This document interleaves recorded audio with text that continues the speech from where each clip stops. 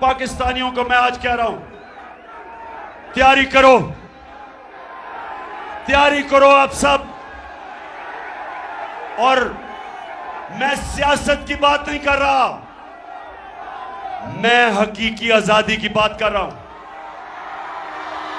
میں جہاد کی بات کر رہا ہوں، میں اس پاکستان کی بات کر رہا ہوں جو میرے لیڈر قائد اعظم نے جدوجہد کی، اور میرا جو نظریاتی لیڈر علامہ اقبال کی جو سوچ تھی. اس پاکستان کو اگر ہم نے، وہ پاکستان جس نے ایک عظیم قوم بننا تھا، جدھر دنیا میں ہر پاسپورٹ کی عزت ہونی تھی، جس کا نعرہ تھا کہ پاکستان کا مطلب کیا؟ لا الہ الا اللہ.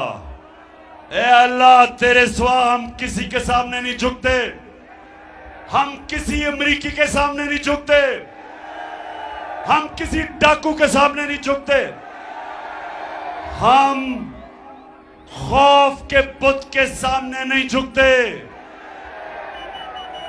کوفہ کے لوگوں کو پتا تھا کہ حضرت امام حسین رائے حق پہ تھے. کوفہ کے لوگ جانتے تھے، لیکن یزید کے خوف کی وجہ سے نکلے نہیں. اور اسلام کی تاریخ کا سب سے برا ثانیہ ہوا، سب سے تکلیف دہ واقعہ ہوا، کیونکہ لوگ ڈر گئے، خوف زدہ ہو گئے، لا الہ الا اللہ کو بھول گئے.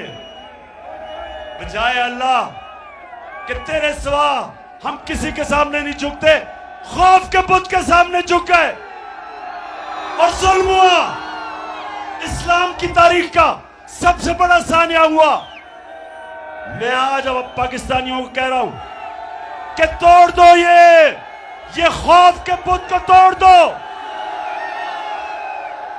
یہ جو ٹیلی فون آتا ہے جی گمنام نمبر سے دھمکیاں دینے کے لیے، واپس دھمکیاں دو ان کو.